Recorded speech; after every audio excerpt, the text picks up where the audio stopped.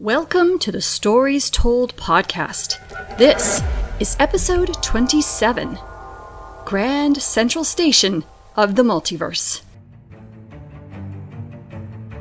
This is the Stories Told podcast. Two authors talking about stories in movies, TV, and of course, books. I'm Michael Grayford. I write action-adventure stories in fantasy and sci-fi worlds, sometimes for younger readers and sometimes for adults. And I try to always inject at least a little bit of humor. And I am author E.W. Barnes, and I write action-adventure, time travel novels, and space opera science fiction. Thousands of years, thousands of worlds. But be forewarned, beyond here, there will be spoilers.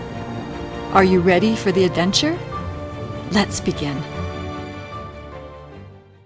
And welcome back to the Stories Told podcast. I'm author E.W. Barnes, and with me is author Michael Grayford. And today we're talking about the stories told in a most and least favorite episode of Stargate SG1 Season 9, Ripple Effect and Collateral Damage. How are you doing today, Mike? I am doing wonderful today, thank you. How are you? I'm doing well as well. Yes, thank you. And what's new in your writing world? Doing my writing world. Mostly this last week, it's been maintenance type of efforts. Just doing the things I do each week or each day, whatever. Vela promotion, promoting my Vela stories on Facebook in particular, sometimes on social media. Posting episodes to Patreon, doing social media posts, catching up on old notes, stuff that I kind of regularly do. Haven't done too much specific writing, just some editing still. I updated my website with some more information, a little bit more information on each book, some concept art, new homepage art. See what else did I do? Stubbed in some information for the paperback version of Zara 1 on Amazon. So getting ready to publish that at some point here, probably in the next month or two. I think that's about it. How about you? What have you been on in the writing world? I did get some wonderful news that my short story was accepted into the anthology, so I can talk about it in a little bit more detail now. The short story is called Free the Beasts, and it is a story that takes place in the universe of the Adventures of the Empyrean Guard series, which is a science fiction space opera series. The anthology is called The Expanding Universe, and it is edited by Craig Martell, who is a well-known science fiction author. And this is the 9th iteration of this anthology, and I'm really excited to get a story into this anthology. It was one of my goals when I first became a writer, was to get a story in this anthology, so I'm excited about that. So that anthology is actually available for pre-order now. It will be published in September, and I will put a link in the show notes if anybody wants to check out that anthology and read this story about Merlina, daughter of Rook, one of the members of the Empyrean Guard, as she temporarily, possibly, endangers a mission in order to do the right thing. And in other news, still working on the second book of the Adventures of the Empyrean Guard, Ecliptic, but I actually took a little bit of a detour this last week and wrote in a fantasy world, that series that I also have on the back burner. That one's called Roses in a Ring. I'm only working on the first chapter, but it's kind of funny because I add 100 words, but those 100 words are related to all kinds of plot things that are going to come down the road, and I probably should start writing it all down so I don't forget what's going to happen next with these people. So anyway, it's been a good work, and I also worked on my website once I got confirmation of that story going into the anthology. I put it up on my website so that folks could find it there as well. So yeah, Isn't it amazing how much you have to set up in the first chapter for things that are going to come, which seem innocuous to a reader, okay, it's just telling me, it's the story's beginning, whatever. But there's so many little hints you have to drop, yes. A little foreshadowing that you do for what's to come. Exactly. And this is going to be a complex story. So in a lot of ways, the first 2 or 3 chapters are like first chapters as I introduce new characters and drop more hints about what's going to come. So yeah, you're absolutely right. And it all has to be connected. You have to, you start those threads and then you have to make sure you finish them at the end. Yeah, that reminds me of my the first book I wrote, which I'm going to get back to at some point, which is currently named Shimmerstone. We'll see if that ends up remaining the name. It's a sort of epic fantasy, and there's I think 7 different points of view the story's told from. So for like each one of those, I have to kind of set up that character's background, what their want is, what their wound is, all this stuff, like set up where they're going. So yeah, there's the more characters you get that you have to deal with, the more setup you have to do. Yep. Yeah. Congratulations also on being selected for the anthology for your short story. I really like the story. I'm super glad it got in there. I think it's worthy of it. Thank you. And yeah, I hope it does well for you. Thank you. And what interesting stories have you come across in books or a movie or TV lately? Or Kindle Vella, maybe we'll go with this time. There's a Vella I read, which is a really nice story. It's called The Cursed Dragon Master. And it's a story about this girl who is in this fantasy world, right, where dragons will appear and be bonded with a human, and then the human can fly their dragon around, and there's different types of dragon. Each dragon has their own ability. Some heal, some are like ice dragons, kind of things like that. So she has this affinity for dragons. Her father was a dragon master. She really wants to become a dragon master, but she has essentially deformed legs, from birth. So everyone sees her as like this cursed person, because normally dragons can heal ailments from people, but she wasn't able to be healed. But she really wants to become a dragon master, and so she goes to the dragon master school to try to convince them to take her in, and they're like, no, you're a defective human, basically. so they kick her out. So the story becomes about like, how can she get back in? Is she going to become a dragon master? All that stuff. Anyway, it's a cool story. It's a lot of good setup, some good emotional notes. Yeah, you can check it out. The first season, as they call it, is up in full on Kindle Vella, and it's called The Cursed Dragon Master. Family friendly, or does this require? This is more family friendly. Awesome. We'll put that link in the show notes. Terrific. How about you? What have you seen, read, heard, watched? Still watching Good Omens. Still a lot of fun. Really enjoy that one. And also still watching Star Trek Strange New Worlds. They just released an episode. I don't know if you've heard about this, a musical episode. Did you hear about this? I did hear about it. I haven't really read anything other than that fact. Okay, everybody sings, and it is wonderful. That's great. So delighted by the risks that this show takes and how they managed to pull it off. And Very it's just, cool.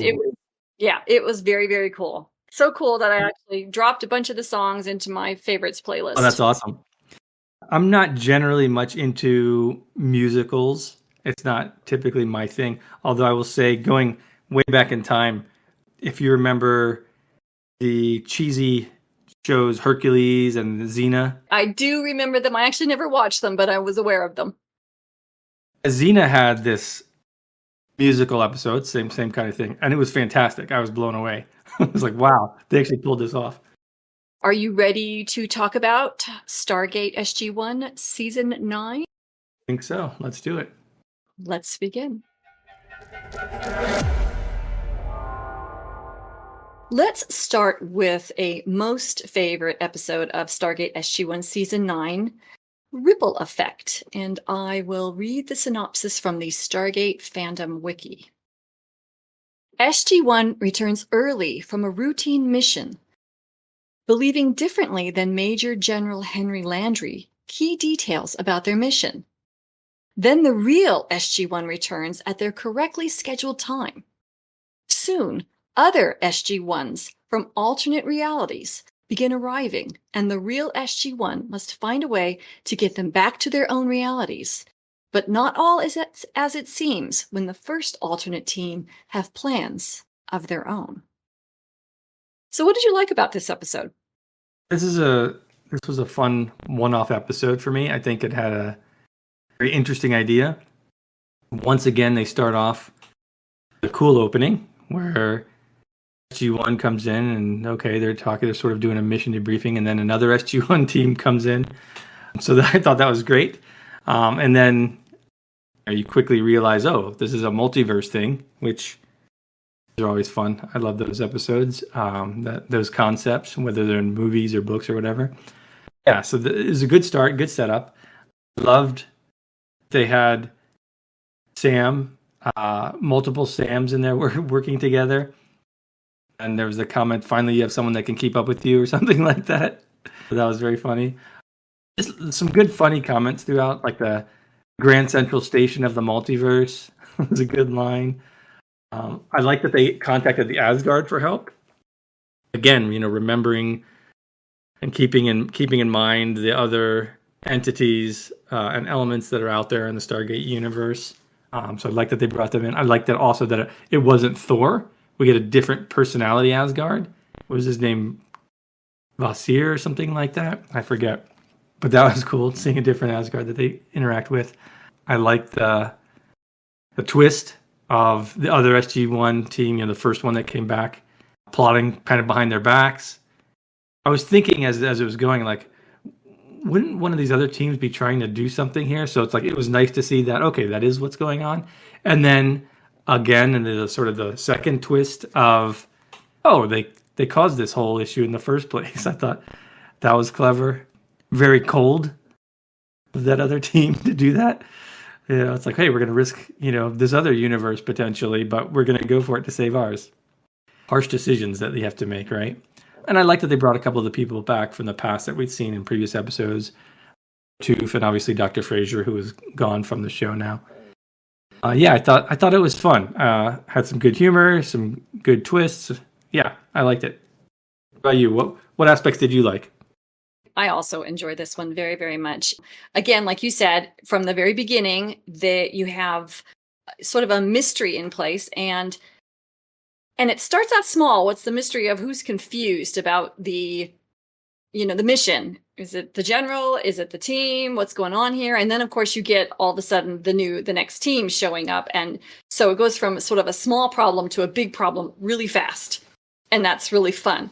I actually really loved how in each of the different interviews, like, so it was the first team that arrived, but they were actually the alternate universe team. And so this universe SG1 interviews the alternate universe SG1. And I loved how the interviews were all different. The tones were all different because of the different characters, right? So Mitchell interviews Daniel, and Daniel is like, if our situation reversed, I would be sitting where you are, and maybe you're the bad guy and we're not the bad guy. And then the general interviews alternate universe Mitchell, and that's a little bit more assertive, almost aggressive in tone. And then you see Daniel interviewing the alternate universe Teal'c, and that's informational in tone. He's gathering information. Really, that's interesting. Oh, okay. And he's like gathering information about the other universe. And then you see the Sams are trying to solve the problem together.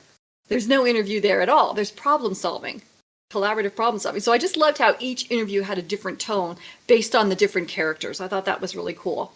I love how it starts as a parallel universe story, and then transitions to a multiverse story, and then transitions into a heist, and then transitions into a counter heist. It's got 4 different kind of plot lines in the course of the one episode. And then, of course, the effects that they did with all these different versions of SG1, I thought those were really well done. It was a little wonky in a couple places, but all things considered, I thought they did a great job. And, of course, like you, loved seeing Dr. Frasier, who we lost in Heroes. Loved seeing Martouf, who we lost in an earlier episode. And I also loved at the very end when alternate Mitchell says to our Mitchell, hey, Mitchell, cut the green one. And you have to wonder, was that kind of like the lady or the tiger kind of, was he trying to help that Mitchell? Or was he trying to punish that Mitchell for stopping them from obtaining 0 point module, which is what they wanted when they crossed over from their universe. Yeah. Or is he just messing with his mind? Exactly. Yeah, you don't know. Yeah. That's true. That's very good insight on the character interviews each being different. I didn't catch that, but that makes perfect sense. It's wonderful. Yeah, that was a very smart writing decision now that you mentioned it. I didn't think about that. That's cool. And then also, like you said, how the understanding of what's happening shifts over the course of the episode. That's really good. I love that. You said at first, it's like, oh, there's this one other team. It's like, are they clones? Are they... do they have some device that's making them look like the team? You don't know, right? You don't know what's going on. But then it's like, oh, now there's a bunch of them here, and then what's happening? And then, yeah, comes a heist, like you said. Yeah, it's good. I really like that. So was there anything that you might change in the story? Something that you might do different?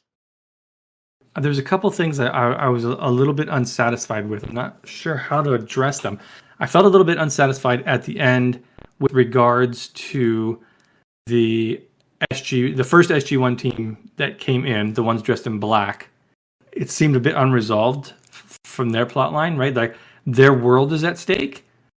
It's like now what happens? They just go back to their universe and that's it? And like they're done? like I don't know. I wanted some kind of resolution to that. Are they gonna find some way to help them or something? I don't know what that is, because what could they really do? They only have one ZPM as far as they know, and that's something that they think they need. I don't know. Maybe they could have brainstormed with them or something to try to come up with a way to help them. I don't know. That left me a little unsatisfied. Not a huge deal, but there was something there. And then I wonder if they couldn't have made the process that other team used to punch a hole into this universe a little bit more difficult to replicate or something, because now they all know how to do this, all right, including the Asgard. So theoretically, they could be punching holes through the universe into other universes all the time if they wanted to, right? Especially the Asgard, since they have the energy weapon that they know triggers that.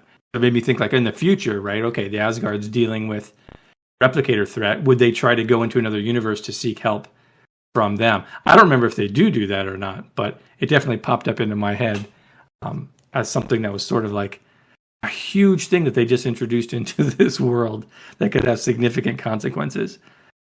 Whereas if they had made it something either much, much harder to replicate or much more prone to randomness or something, or more significant consequences if this failed and it's a very low chance of success, something that would make it like not as, I don't say not as easy, but not as reproducible. Anyway, both of those are pretty small issues in the scheme of enjoying this episode. You, what would you improve in this episode? The only thing that really stood out for me, again, small, like you just said, was that there seemed to be some kind of hostility coming from Teal'c with regard to Mitchell. In the alternate, like when they were taking over the ship, Teal'c was really violent with our universe Mitchell. And he said something about it being really satisfying to hit him. And it seemed sort of out of place and out of character, because if these guys were supposed to be sort of like mirror universe SG1s who just shaved off their goatees, then they all should have had some kind of element of evil, right? But they didn't. They were really, really close to our universe's SG1 in so many ways that they were able to kind of really trick them into believing that they were all on the same page as to how to solve this problem. Yeah. And then this hostility from Teal'c came out of nowhere, and it sort of just didn't make sense. That's a good point. It almost felt like they wrote this in. They wrote him like slamming him against the wall in, and then they're like, "Oh, that's too harsh. Let's make a joke out of it." Because he's like, he said that was satisfying or something, and then the other Mitchell said, "Should I take offense at that?" or something like that. And they kind of played it off, but it did seem kind of out of place. That's true. Yeah, but that was pretty much it.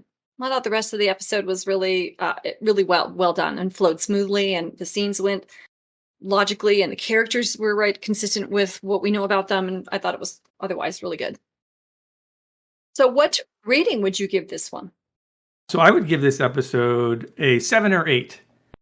Didn't blow me away in the sense of the Lost City or Reckoning. Those are sort of almost movie quality. It's a good entry in the series. I really enjoyed it. Would you rate it? I would also give it an 8. I think it's just a well done, tight, fun adventure. I think it was a good one of the sort of good side episodes, right? It's not tied into necessarily the overall plot line. It's a good quality one.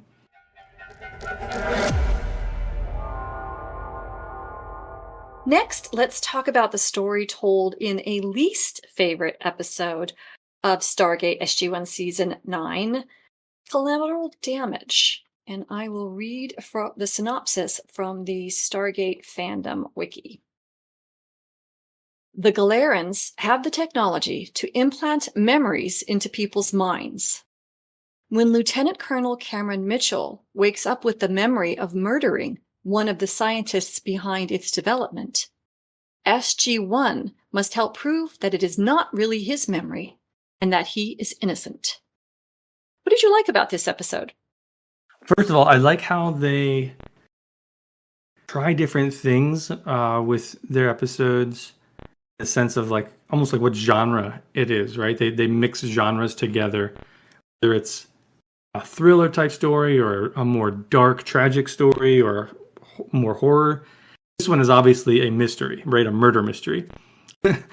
So I like that they try different things like that, and they blend them together, so it's not just the same plot line every time.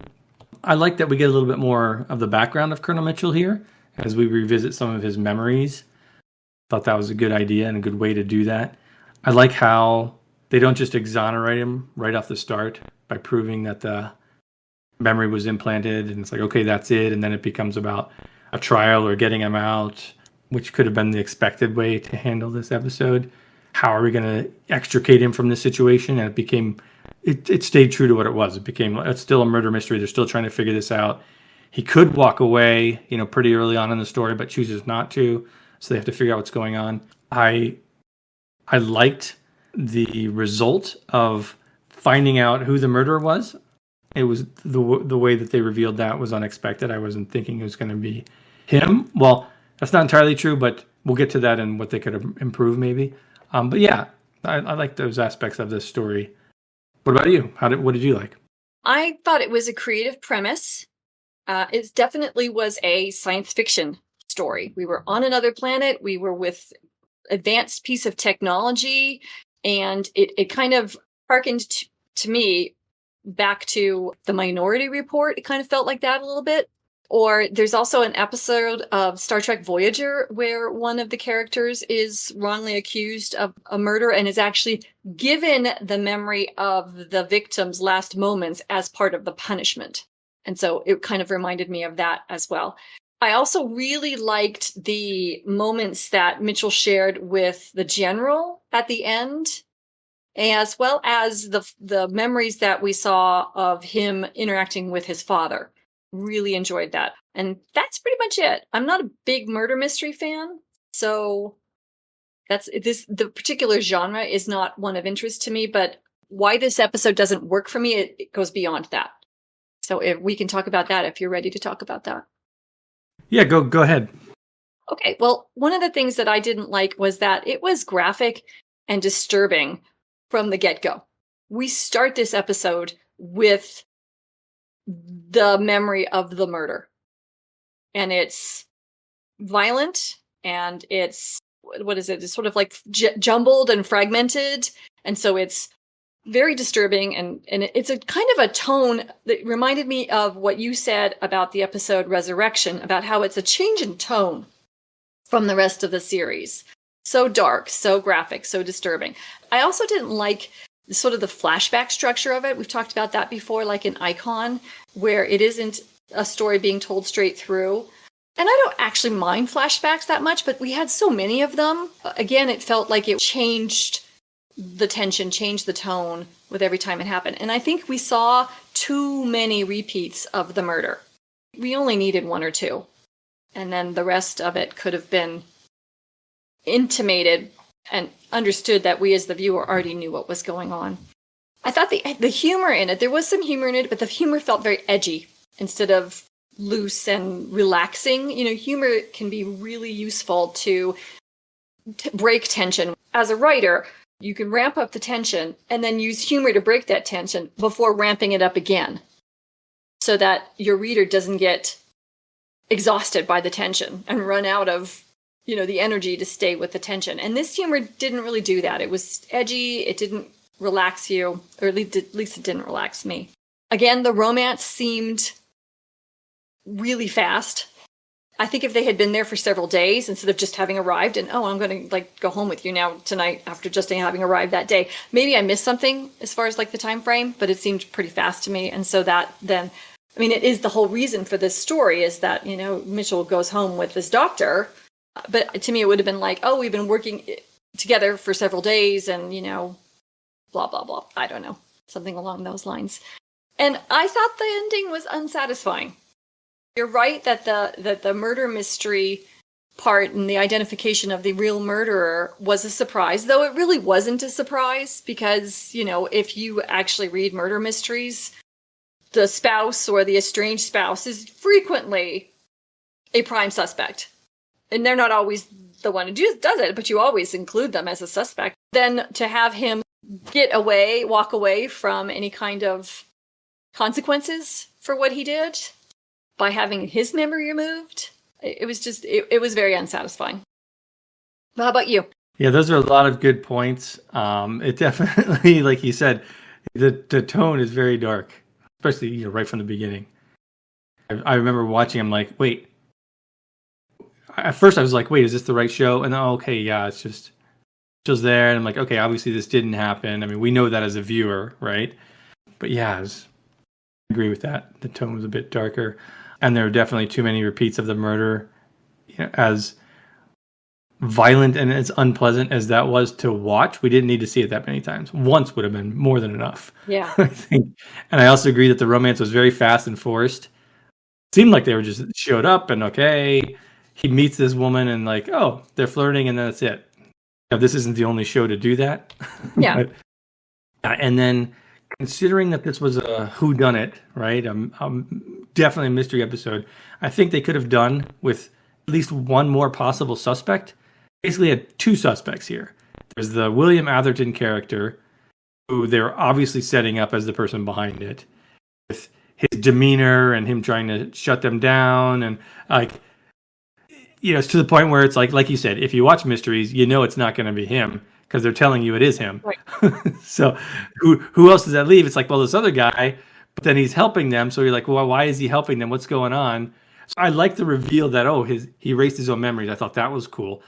But if they had at least one other suspect take it off of him, I think it would have worked a little better. Because, you know, most of the times in these mysteries, there's at least three. If there's just two, it seems a little off. Because usually when there's two, they make it look like someone is the person, you know, at least, especially at first. You know it's not that person because that's what they're doing. So, yeah, I agree with you on that as well. And then for me, I think I didn't mind this episode too much. I was engaged pretty much throughout, but it definitely wasn't the most exciting episode. I think because this is like we've seen with other episodes where they try to do a different genre, it's almost like they dive too much into that genre and they don't mix it enough with what this is, which is a Stargate SG1 show. Yeah. And that's what it felt like here. It felt like, okay, this is a murder mystery, a sci-fi murder mystery, because like you said, it is sci-fi, and it did remind me of those other stories that you mentioned. But it wasn't super exciting. It felt like watching a murder mystery show. It's like, it's Murder, She Wrote meets Stargate. I think they could have put in more impending threat related to figuring it out, or needed to get the team back, or there was some kind of B plot, like we've mentioned before, something that was pushing us, because it just kind of, I don't want to say it lingered, but there was no strong impetus to like, you've got to figure this out by the end of the day, or something's going to happen. That's a good thought. So, yeah, just wasn't bad.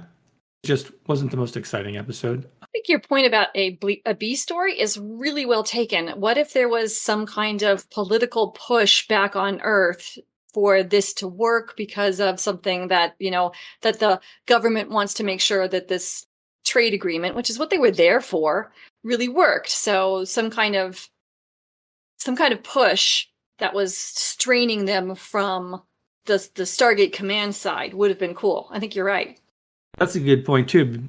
I think I mentioned this, or one of us mentioned this in a previous episode, of like they were getting something specific out of this that they really needed, right? Back on Earth. As opposed to just generally, it'd be nice to trade with these people. Yeah, exactly. Well, they were going to use this technology for something very specific in that moment. They needed to restore someone's memory because they were off-world, and this catastrophic event happened. They needed to find out why, but they were blacked out. Something like that. Would have been brilliant. Yeah, that would have been really good. And it wouldn't have taken much. That would have been just dialogue. Yeah. You wouldn't need a new character. You wouldn't need, that would have been really cool. I like that. It's a good B story. Well done. I think, but I think this is a trend that we see when they try to do these other genre episodes. Yeah. It just becomes about that thing and it sort of loses connection with Stargate SG1, you know what I mean? The other stuff that's going on in this universe. Anyway, rating-wise, I would give it a 5, maybe a 6. I thought it was a bit low energy, a bit dark in tone, but I'd watch it again. It wasn't terrible. All right. And I think I'd give it a 5 because I'd rather watch this one than Icon. And I think that's the way I'm rating these, is I'm putting all the least favorites together, One False Step, The Light, and I watched this over that and Icon, and I gave Icon a 4, so I'll give this one a 5. Yeah, of the what we would call the the least interesting episodes or whatever, I think this was probably the best of those for me. Had at least an engaging story, had some good sci-fi. Very good.